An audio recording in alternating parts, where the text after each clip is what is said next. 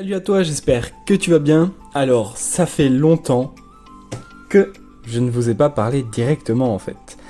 Parce que ça fait 1 mois et demi que vous regardez donc des vidéos préenregistrées. Donc voilà, moi je ne le cache pas du tout, je vous le dis du coup. Donc aujourd'hui, voilà, je fais la vidéo. On est le mercredi, je ne sais plus combien, le mercredi 7 août. Et donc c'est la vidéo qui sort maintenant, je l'ai tournée ce matin. Donc aujourd'hui, un gros programme. On va revoir toutes mes espèces. Donc une vidéo qui va durer un petit moment, tu t'en doutes. Donc voilà, je vais passer sur toutes mes espèces pour voir, parce qu'en 1 mois et demi, ça fait 1 mois et demi que vous n'avez pas eu de nouvelles de mes fourmis, mais qui étaient à jour quoi. Donc là j'ai vraiment beaucoup de choses à vous montrer. Donc franchement ça va être sympa. Alors on commence directement avec les Messor capitatus, tu les auras certainement reconnus déjà avant. Alors comme tu peux le voir, j'ai les premiers majors juste là. J'en ai 3 ou 4, donc c'est assez cool. Alors tu peux voir l'abreuvoir, je le remplis vraiment régulièrement, donc ça boit vraiment beaucoup. Donc c'est dans un petit building de chez Fourmi-Home. Donc à l'époque j'avais acheté 2 buildings de chez eux. Après honnêtement je ne recommanderais, je pense, pas chez eux, parce que franchement le matériel est cher pour la qualité. Donc je dis pas que c'est de la mauvaise qualité, mais franchement ils pourraient quand même baisser un peu leur prix. Donc quand on voit qu'on trouve vraiment la même chose d'un tout petit peu moins bonne qualité sur AliExpress, franchement faut pas se casser la tête pour 4 fois le prix. Celui-là c'est le prix x4 d'un autre que j'avais exactement le même. Les seules différences qu'il y avait, c'est que les seules différences... Ah mais non, pardon. Celui que j'avais moi, il n'y a pas ici le building sur le côté, donc c'est juste les tubes. Donc je l'ai payé une quinzaine d'euros je crois, de la même taille avec les tubes. Celui-ci sur leur site je pense qu'il est à 110, donc, sur Fourmi-Home. Donc on rajoute ça sur AliExpress, vous êtes sûrement à 25-30 euros. Donc franchement il n'y a pas photo. Donc on peut voir là-bas ça bouge beaucoup. J'ai ouvert le tube en fait ce matin pour qu'elles stockent leurs graines. Parce que vous voyez, elle me les étale un petit peu partout dans l'aire de chasse. Et donc ça c'est pas super cool. Par contre la coupelle ici elle est bien remplie. Donc ça c'est cool parce qu'elle l'utilise. Je l'ai pas fait, j'ai pas fait ça pour rien. Je me suis dit, comme je vois par exemple l'Inco qui met sa coupelle et qui les retire à chaque fois qu'il la vide. Je me suis dit que j'allais faire pareil, si ça m'évite du nettoyage. C'est parfait parce qu'avec le nombre d'espèces maintenant, le nettoyage devient assez conséquent. Alors on peut voir c'est noir de fourmis à l'intérieur, c'est rempli de chez rempli. Donc je dois certainement avoir passé la centaine d'ouvrières maintenant. J'ai des naissances tous les jours, j'ai un tapis de couvain qui est énorme. Donc j'ai des grosses larves, j'ai plein de nymphes, de la ponte. Donc franchement c'est cool. Ma reine se porte à merveille, donc on va voir ça un petit peu juste là. Donc chez elle je vais pas faire de macro parce que dans les buildings vous connaissez c'est assez difficile. Donc là on peut voir tac, tout ça. Et puis elles peuvent revenir dans le tube ici. C'est dommage, ici ça aurait été plus intelligent de pouvoir fermer en fait ici pour ouvrir le tube du bas d'abord. Mais bon, ici on est obligé d'ouvrir le deuxième et puis le premier. Donc voilà, je ne vais pas m'attarder dessus je pense, parce qu'on a vraiment pas mal d'espèces à faire. Je vous montrerai aussi ce que j'ai trouvé pendant ces vacances. Donc voilà, on passe déjà.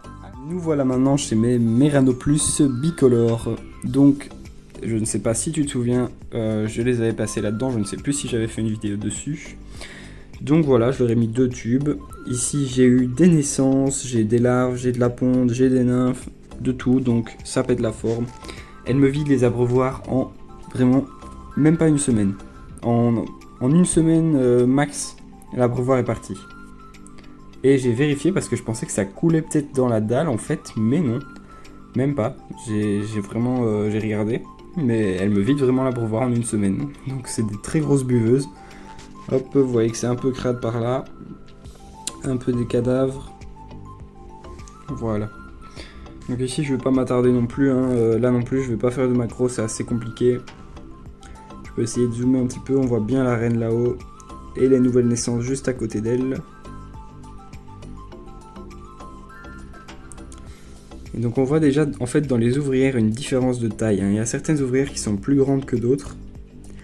Mais vraiment elles sont plus grandes de allez, 1 ou 2 mm, donc c'est quand même pas mal, sachant que c'est une espèce qui n'a pas de caste, donc c'est toutes les mêmes, hein, dans la colonie.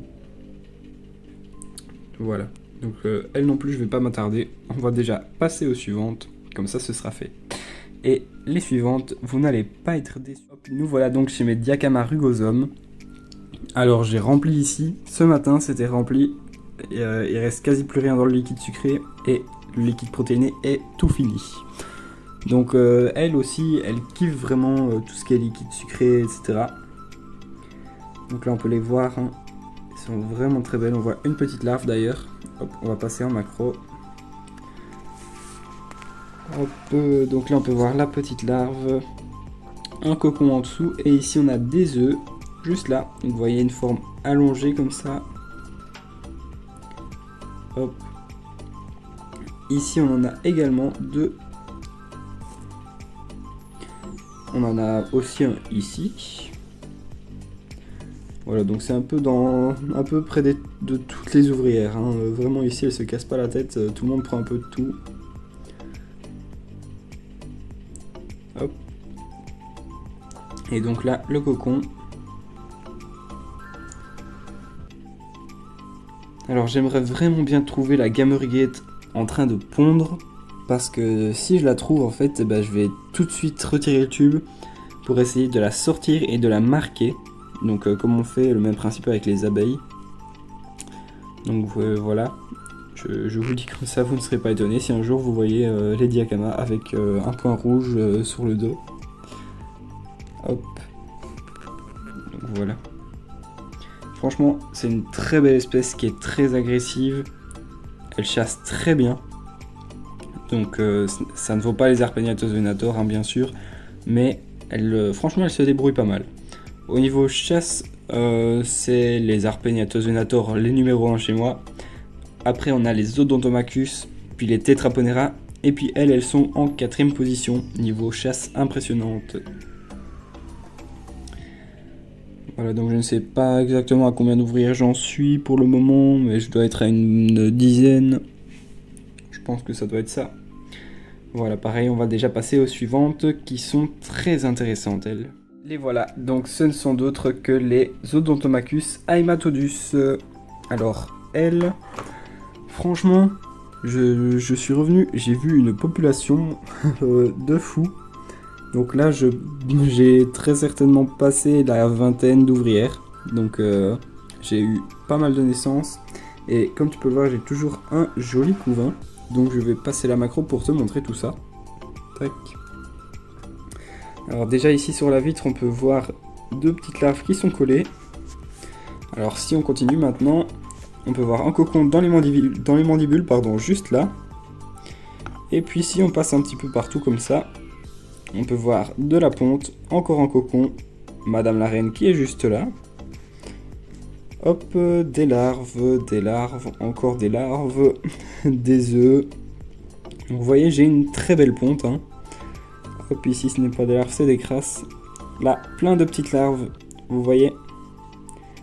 Donc ici c'est assez chouette, hein, la relève est assurée. Et maintenant, donc comparé à avant, ça bouge tout le temps de partout, hein, donc ça c'est chouette. C'est vraiment très chouette à voir. Donc ça, c'est de se dire que, enfin, on a réussi l'espèce, hein, ça c'est vraiment un sentiment que ceux qui ne sont pas dans l'élevage de fourmis ne comprendront jamais.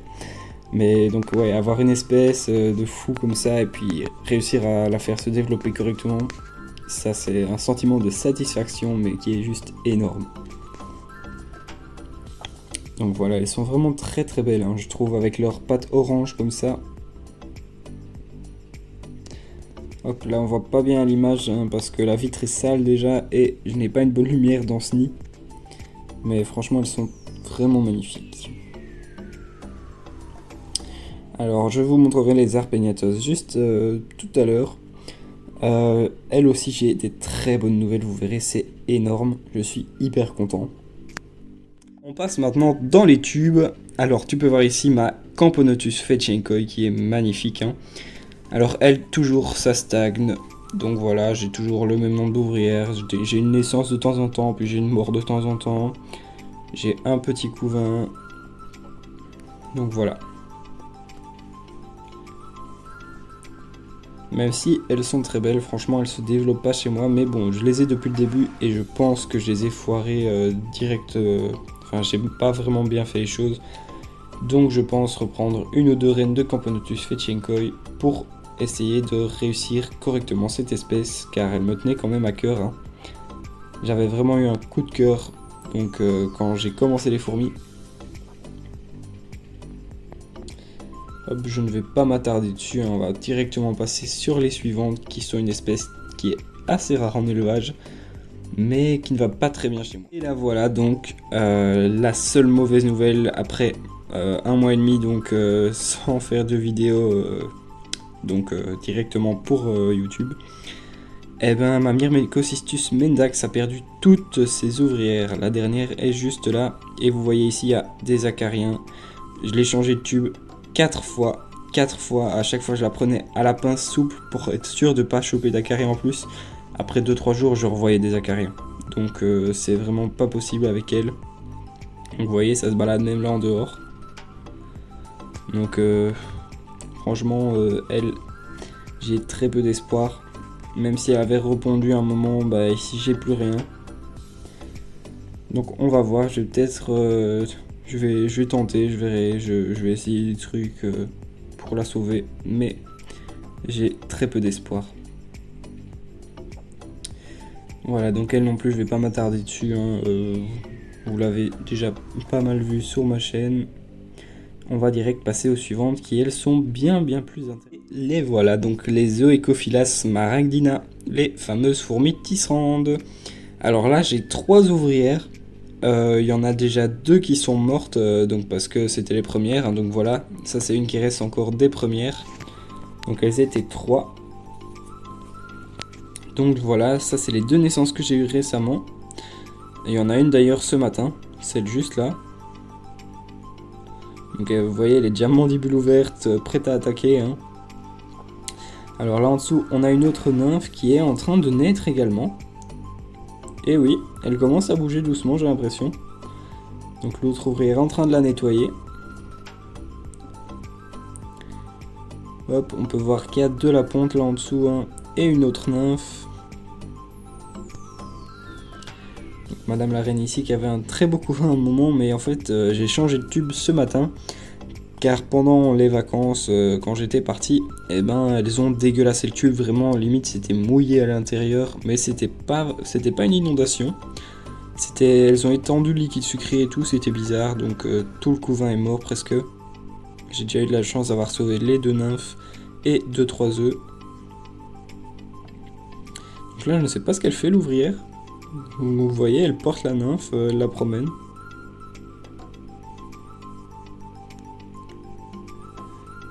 Hop. Alors chez elle par contre je les ai passés dans un plus grand tube car certains le savent, j'ai des très gros tubes en fait, tout simplement pour mes Camponotus singularis que j'avais avant et toutes mes espèces assez grandes comme ça. Alors je me suis dit comme elles avaient dégueulassé le tube, je vais essayer de les passer dans un plus grand. Donc vous allez voir la taille du tube comparé à mon doigt, c'est déjà plus grand. Quand on regarde par exemple, je vais vous montrer la différence directement en fait. Donc voilà, ça c'est un tube classique, ça c'est un plus grand. Donc vous voyez la différence. Et par la même occasion, vous voyez la différence de taille entre Camponotus fetchinkoi, Oecophila smaragdina et Myrmecocystus mendax. Hop, voilà. Et tant qu'on y est, le petit aquarium ici. Alors on peut voir les petites crevettes qui sont par là. Et là derrière, j'en ai 8 dedans. Et là, ça c'est très intéressant à voir. Vous voyez une mue de crevettes. Donc il y en a une qui vient de grandir. Et là vous voyez qu'elle mange. Je leur ai donné quelques petites graines. Elles sont en train de manger. Elles prennent chacune, ça c'est assez drôle à voir. Elles me le font souvent. En fait elles prennent chacune leurs petites granules. Et puis elles vont se cacher et elles mangent leurs granules. Donc si on regarde là-dedans, on pourra peut-être en voir. Bah voilà, on en voit une tout au-dessus, juste au bout, avec sa granule. Donc voilà, elle est occupée à manger sa granule, tranquille. Allez, on va passer aux fourmis, les prochaines. Voilà, les prochaines, ce sont donc les Harpegnathos venator. Alors, il n'y en a jamais dans l'aire de chasse. Et je vous explique pourquoi. En fait, elles ont bouché le trou avec la terre. Donc voilà. Elles kiffent, elles sont dans leur nid, tranquille. Donc je suis toujours avec mes 10 ouvrières, hein, je n'ai pas eu de morte. Et ma reine, qui est juste là en train de rentrer dans le tunnel. Ah bah finalement elle ressort. Alors je vais vous mettre la macro et vous allez voir la bonne nouvelle dont je vous parlais. Alors regardez-moi ça, j'ai plein de petites larves. Donc là j'en ai actuellement 6, si je dis pas de bêtises, oui. Donc j'ai 6 petites larves qui mangent les vers de farine que j'ai mis ce matin. Et encore une ponte bien généreuse. Et la reine qui se montre juste là à la caméra. Parfait.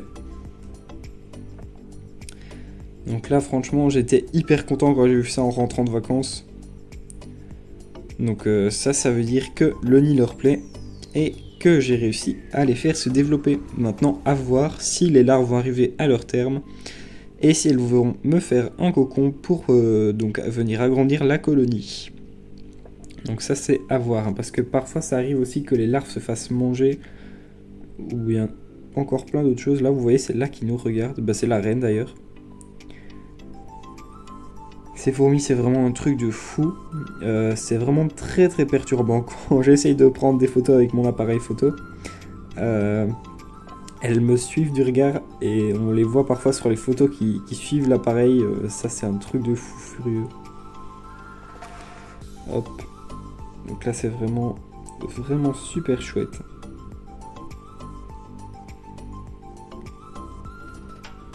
Franchement c'est une espèce qui est hyper impressionnante pour la chasse notamment. Pour sa vision c'est vraiment exceptionnel. Mais aussi pour la forme de la fourmi, hein, vous voyez on voit pas ça tous les jours. Donc c'est assez rare hein, des fourmis comme ça. Donc c'est une forme assez allongée avec les mandibules comme ça en harpon. C'est vraiment très impressionnant. J'ai pu aussi avoir l'occasion, donc je pense pas que je vous l'avais dit, mais de voir donc des sauts. Vraiment, les sauts, ouais, ça rigole pas, ça fait plus de 10 cm, je vous le garantis. Elle a notamment su sauter sur ma main, donc franchement ouais, faut éviter, faut faire gaffe. Elle saute vraiment très très bien. Moi je me disais que c'était des petits bons, ça allait, mais non, faut pas les sous-estimer les gars. Vraiment cette fourmi, elle est complètement folle. Elle est vraiment, en fait l'ouvrière, ce qui s'est passé, je vais vous montrer, hein, ce sera plus facile de comprendre. Donc j'ai ouvert, il y avait une ouvrière dans l'aire de chasse qui était juste là. Alors au début je fais ça comme ça pour qu'elle regarde mon doigt, pour la faire suivre du regard. Hop là il y a une bête. Voilà. Donc je fais ça pour qu'elle suive mon doigt du regard, puis elle le suit. Et donc je vois qu'elle secoue son abdomen, donc elle est prête à sauter, alors je recule. Donc là, franchement, il y a une distance de plus de 15 cm entre mon doigt et le petit rocher. Hein. Elle a réussi à sauter sur ma main. Donc franchement, elle saute facilement les 15 cm. Donc ça, faut faire attention. Hein. Donc vous voyez ici, il y a de la buée, c'est normal. C'est parce que j'ai frotté en fait sur mon short. J'ai retiré la vitre pour vite la frotter et puis la remettre. Donc avec le changement de température, ça fait de la buée. Voilà. Allez, on va passer aux suivantes maintenant. Hop, on remet le petit cache. Alors, ceux qui me suivent sur YouTube depuis mes débuts reconnaîtront peut-être le nid qui a servi pour des Messor Barbarus, mais une fondation. Donc au début, j'avais fait ça un petit peu n'importe comment avec elle, mais donc voilà, aujourd'hui je le réutilise après donc plus de 2 ans et demi sans avoir eu une seule fourmi à l'intérieur. Donc là, on peut voir que j'y ai mis mes Camponotus maculatus subnudus qui sont passés dans les mains de Vikingans et qui me viennent de chez Gestion Hans. Donc merci aux deux d'avoir pris soin de cette colonie, hein, parce que franchement c'est une belle colonie. Hop, donc vous voyez pour l'instant elles ont accès juste à ces cases là. Donc là, ils ont rassemblé vraiment le gros du couvain. Il y en a un petit peu là-bas aussi. On peut voir que les gastres sont bien remplis. Et que Madame la Reine se cache, je ne sais même pas où. Ah, elle est juste là. Hop. Voilà. Je vais passer en macro pour vous montrer tout ça. Franchement, ces fourmis sont juste magnifiques. Hop, voilà donc. On va passer un peu dans toutes les salles. Ici, on a une larve. Donc ici, franchement, c'est relativement calme. Dans ces salles-là, elles se sont toutes installées de l'autre côté. Hop, on va passer sur la salle là-bas. Tac, quelques ouvrières. Et puis ici, un énorme amas d'ouvrières et de couvains. Alors franchement, dans tout le couvain, il y a plus de larves et de nymphes. Donc je ne compte pas les œufs là, il y a plus de larves et de nymphes que de fourmis actuellement. Donc ça, c'est un truc de fou, ça va exploser. Hop, donc là, on peut voir aussi les soldats. Tac. Et là, la reine qui est magnifique, j'adore sa couleur vraiment, comme ça, caramel. Et puis si on revient encore du couvain ici, hop, tout ça. Alors ici, ils ont changé parce que je les ai déménagés dans le nid hier. Et bien, donc vraiment en fait, hier, toute la journée et ce matin encore. En fait, ce qu'elles ont fait ici, elles avaient fait une ligne de soldats. Donc j'avais une dizaine de soldats qui étaient tout le temps dans cette salle-là. La salle était vide à part les 10 soldats. Et ils étaient vraiment en ligne, ici juste devant l'entrée, donc pour ouvrir. Mais donc voilà. Franchement, les couleurs chez ces fourmis, c'est magnifique. Alors elles tapent régulièrement du gastre, donc sur les parois, etc. pour prévenir les autres d'un danger. Donc quand j'ouvre par exemple, que je souffle un petit coup, bah, là on les voit toutes taper. Je vais essayer de vous montrer ça. Hop. On peut en voir certaines qui tapent un petit peu leur abdomen. Mais c'est pas très flagrant ici. Mais on entend du bruit. Donc elles le font parce que j'entends du bruit. Quand elles tapent avec leur abdomen, on entend vraiment que ça toque un peu. Donc ça, on peut aussi l'observer très facilement chez des Camponotus nicobarensis. Mais Tetraponera rufonigras, c'est chez elle que c'est le plus impressionnant. Elle tape, mais c'est abusé le bruit que ça fait. C'est juste énorme. Hop, il y avait une petite larve là. Tac. Voilà. On va passer chez les suivantes.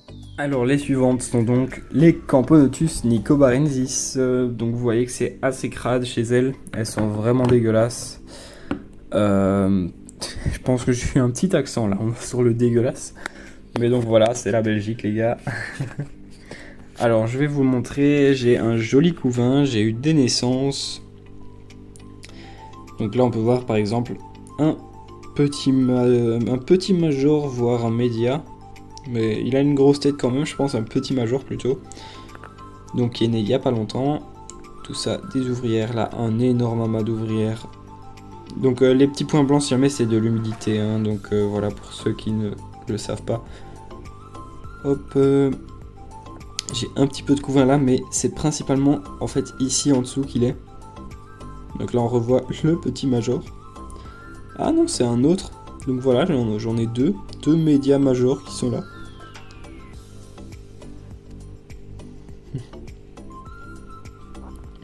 Hop. Donc ici voilà, on voit pas très bien, mais bon. Je pense pas que je vais m'attarder dessus, vous les avez déjà vus pas mal. Donc voilà, ça. Maintenant elles remplissent une salle. Une fois qu'elles rempliront les deux là, j'ouvrirai la suivante, la partie suivante. Donc là, ce sera déjà autre chose. Hop. Voilà, on va passer au suivant. Alors maintenant, on passe chez mes Crématogastères scutellaris. Alors tu peux le voir chez elles, c'est vraiment dégueulasse aussi. Donc elle me vide régulièrement l'abreuvoir. Donc ici, leur petit truc pour manger qui est un petit peu sale. Et on va voir direct en macro en fait. Donc j'ai perdu quand même pas mal d'ouvrières. Donc j'avais pris beaucoup d'ouvrières, j'avais beaucoup de nouvelles ouvrières. Mais j'en ai perdu pas mal, donc ça m'a fait redescendre. Donc voilà le couvain qui me reste. Ça reste quand même un beau petit couvain, hein, mais c'est pas le plus gros non plus. Hop. Reine qui est vraiment magnifique. Hein. Donc voilà, elle je vais pas m'attarder non plus parce que voilà, il n'y a pas plus enfin quelque chose de vraiment intéressant. Pas de très bonnes nouvelles et tout aussi, donc voilà. Hop. Donc vous voyez, elle creuse un petit peu le liège. Donc j'avais mis un petit rond de liège ici pour qu'elle se sente un peu plus en sécurité dans le tube. Hop, vous pouvez les voir là.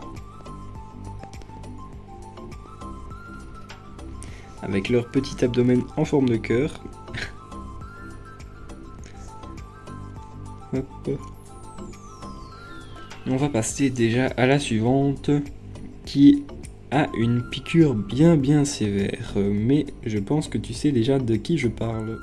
Et voilà, donc rien que à la piqûre, tu auras déjà reconnu, je suppose, les fameuses fourmis du diable, hein, Tetraponera ruffonigra.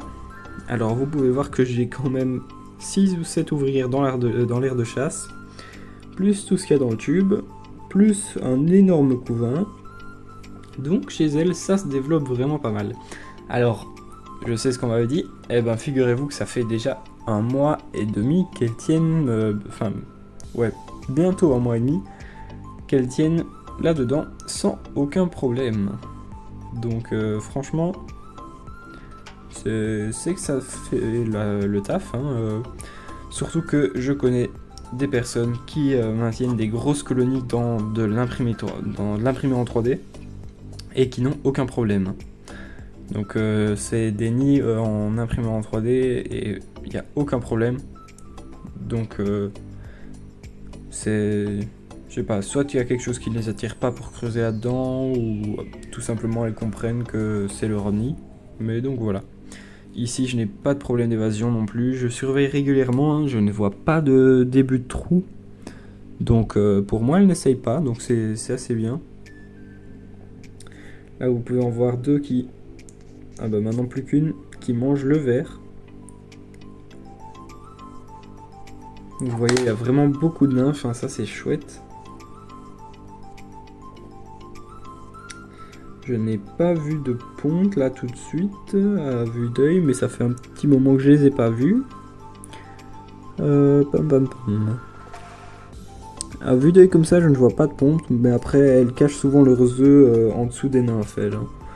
Donc ça, j'ai déjà eu le coup plusieurs fois de penser qu'il n'y avait plus de ponte ni rien, mais en fait, j'avais une trentaine d'œufs qui étaient cachés. Donc voilà. Hop.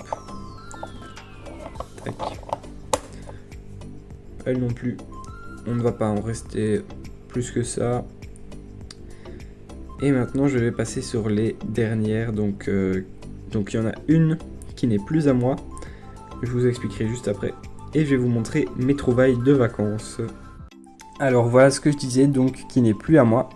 C'est une fondation de Messor Barbarus qui est en fait dans une classe car je fais des animations dans des écoles avec donc toutes les fourmis, etc. Et parfois aussi d'autres insectes. Et en fait, cette fourmi, cette colonie-là, enfin cette fondation, je l'avais offerte donc à une classe, mais donc je la reprends pour les vacances. Donc comme nous ne vont plus à l'école pour le moment, hop, et je la ramène donc car c'est un proche qui est donc l'instituteur dans cette classe-là. Donc voilà. Ici on peut voir qu'il y a un petit couvain, mais donc voilà, vous voyez que ça se porte pas pour le mieux. Après, dans la classe, faut voir aussi l'attention qu'on y porte, etc. Il y a quand même un petit dépotoir là-bas. Ici je vais leur remettre des graines à mon avis, parce que si elles les mettent là c'est qu'elles ne les veulent pas. Je vais essayer avec peut-être un petit peu de quinoa et du millet. Mais donc voilà, ici on peut voir par contre que j'ai quand même des naissances, donc ça devrait aller. Hop, je ne vais pas m'attarder, on va passer directement tac, sur les trouvailles de vacances. Alors, ici on a du monde. Hein. Alors par contre, il y a aussi celle-là, donc Camponotus nicoparensis, ça c'était en cadeau de la part de la fourmi sauvage. Malheureusement, du coup, comme j'ai déjà ma colonie, bah, je ne pense pas que je vais garder, mais voilà. Alors, le premier soir dans mes vacances, pendant mes vacances, j'ai trouvé une princesse Camponotus cruentatus. Alors, elle a arraché ses ailes et comme vous voyez en dessous, elle a des petites larves, donc tout ça, ça roule. Alors, toutes les fourmis que vous allez voir seront normalement à vendre, sauf une fédole, une cruentatus, enfin la cruentatus. Donc la cruentatus et une fédole, je vais en garder une de chaque. Donc voilà, ici après c'est toutes des fédoles presque, sauf 3 autres. Je pense que ça en est ça, que je suis sûr même ça, que ça en est pas. Hop, ça part en cacahuète là-bas derrière. Bon, et ben c'est cassé. Nickel. Tant pis. Donc voilà. Alors déjà ici, ce n'est plus une fédole. Tac, si j'arrive à sortir le tube. Je pense possiblement à une Solenopsis fugax. Donc voilà. Et là, un joli petit couvain, elle aussi. Tac. Alors ici, on a une fédole aussi qui a retiré ses ailes. On les voit là. Et un joli couvain. Parfait. Hop.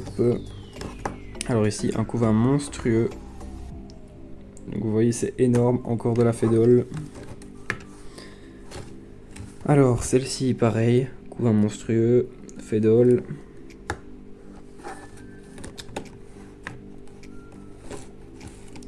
Toujours. Gros couvain, fédole. Et puis celle qui me reste ici, donc c'est... Je ne sais même pas quelle espèce. Ça doit être une Lassus, je pense, mais vous voyez qu'il y a un couvain qui est juste énorme chez elle aussi. Vous voyez la masse d'œufs qui est... C'est un truc de fou. Voilà, donc je ne sais pas trop ce que c'est comme fédole. Je vais attendre d'avoir les ouvrières, puis j'essaierai de l'identifier. Et en fonction, je la vendrai ou pas, je verrai bien. Et voilà. Donc ça nous fait déjà une belle petite vidéo. Donc voilà, je pense qu'on est bon pour aujourd'hui. Hein. Donc n'hésite pas à mettre un petit like, un commentaire, à t'abonner si c'est pas déjà fait. Et donc voilà, dans les commentaires, je reprécise, je réponds toujours. Donc franchement, n'hésite pas. Enfin, je réponds toujours pour le moment. Après, si je commence à avoir plus d'abonnés et de commentaires, là ça va être chaud de répondre à tout le monde. Mais bon, je ferai mon possible. Allez, sur ce, bah, merci d'avoir regardé jusqu'au bout. Et moi je te dis à mercredi prochain avec possiblement une nouvelle espèce. Voilà, si pas même 2. Hein. Donc voilà, sans vouloir spoiler. Moi je te dis à très vite et ciao ciao.